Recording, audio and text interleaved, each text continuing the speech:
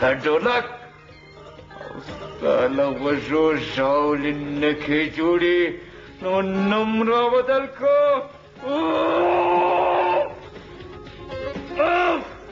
هر بېلتونه زوی د یوې شپې له پریشانۍ او بېخوابۍ دی ډنګر شوې خانه خراب وي. څه مصیبت درته جوړ شو؟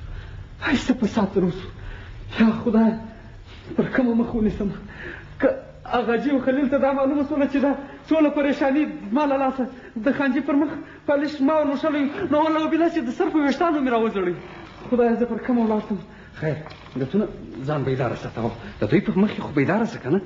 بخیر درځه خانجي له واره ورته. خانجي الله زه یم باري.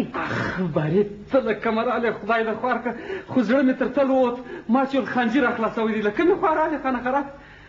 زه د خانجي پوښتنې له راغلم. ښه د خانجي پوښتنې له راغلې؟ ماشاءالله ماشاءالله ډېر ښه ډېر ښه. ته هم اوس پر خلکو پوښتنې کولی شې ها؟ یا ته دا راته ووایه ته فیزیشن نه یې ته سرجن یې هېڅ شي. زه ولاړ ته خپله چوکیداري سنبال کوه خورې دا د غوزې سترګې. یاره ما وی چې بیا ما سره ګیله ونکړي. ګیله؟ خلک له تا سره هم ګیله کوي؟ تر پښتو د صدقه سم ته مو د دې وړ کړي چې خلک د تا سره ګیلې کوي. یا ته ما ته دا وایې باري فرض که دا ته ورغلی نو ستا به څه شور ورسېږي؟ زه تسلي خو ورکولی سم. تسلي؟ او خانجي ته تسلي ورکوې او زه د تسلۍ حق نه لرم؟ بېلتون په تاسو څه ویلي؟ بارو اصل د تسلي حق خو زه لرم، اصل عذاب خو پر ما تېرېږي. زړه مې د کاندې له لاسه دغه ټکور ټکور دی، زړه مې ځله چاودلی دی لکه انار.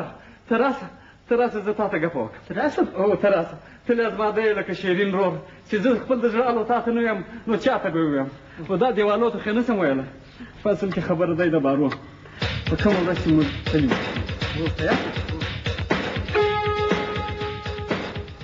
دا ولې وشو؟ ولې دا کوم کوسپیر زما په کور ور ولګوئ؟ دا کوم خانه خرابه کوډې را باندې وکړې؟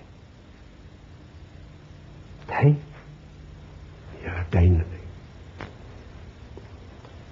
هو اوس را په یاد شو. دا ولاکه به څوک بېله غلامه پلار اعلام کوټ کړو که زما په بچي څه وسو نو ورته یې ستانګېټې به چېرې بلېږي زویه؟ بېلتونه تا خو ښکاره خبره ده چې تا دا هر څه په کسته نه دي کړي نو بیا ولې دومره ډار کوې؟ ډار به ولې نه کوم د ډار ذوق چې ستا ټوله پالش خرابه کړې ده او ته وایې خانجي به بیخي ما مات کړي. د خانجي غوسه ډېره خرابه ده خو آخر تر څو کال پر پټاټو. ارې دا یوه خبره د زړه په غوږو د هر څه چې ما اوس دلته درته وویل په یوه غوږ یې واوره تر دا بلې وباسه.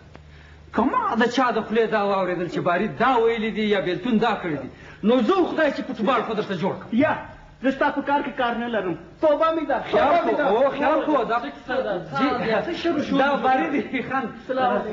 وعلیکم سلام. دا غوږونه دي ولې دا په اصل کې خبره داسې ده خانجي چې ډول زما غوږونه بند دي بیا ما چا مروشه مال دی لږ کش که بس بند سم شو. خانجي څنګه دی اوس لږ ښه دی ارام دی. ته ورته کښېنه زه راځم. سمه ده راځه باري. دی چیرې بیا دی د خانجي پوښتنې راغلی. هېڅ ضرورت یې نشته. ته د ګران هغه په ناجوړي چا خبر کړې؟ ډاکټر ویلي. څه دي واورېدل؟ ویله څه دورې مورې ذکر یې کول. اوهو بس که چا پوښتنه کوله ورته وایه کله کله د ټوخي دوره په راشي. ټوخي؟ هلکه خیال کوه موږ یې د لونتوب په ناجوړي څوک تر اوسه نه دي خبر کړي. دا راز تر اوسه موږ پټ ساتلی دی. خیال کوه او که دې چا ته وویل چې خانجي لیونی سوی دی نو په والله چې اډوک خو دې بیا د تکتو مرغان چیچي. ته راځه یاره لکه د دوی خبرې د دوی په خبرو کې موږ چورت ولی د وخته به مړه وایو. تکتو مرغان چیچي. بس ویمه پشه بس ودویمه پشه شکر دی خدایه دواړې پښې ازادې سوې خدای لاسونه. باري راسه یاره شین ګرم دی او ته سلا راکړه څه پوک. دا څه دي؟ دا ولې تړلې دي؟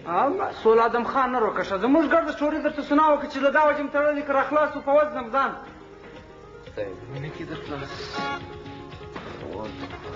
هغه د بیزو بازۍ به در باندې وکړم چې په ټوله عمر به یاد شم خدای دې هغه ورځ نه راولي چې زه به دې خلاصوم او ته به په ما د بیزو بازۍ کوې ځان خو مې نه دی د غاړې عبدالباري جی خان جی شیر شیر مجھے چھنا عبدالباري جی خان جی از من سونه خلاص کن هم به تنخواه در زیاده کم هم به 15,000 روپۍ انعام درکم 15,000 هو شو مکو ما د دې د ورځ لپاره راوتلې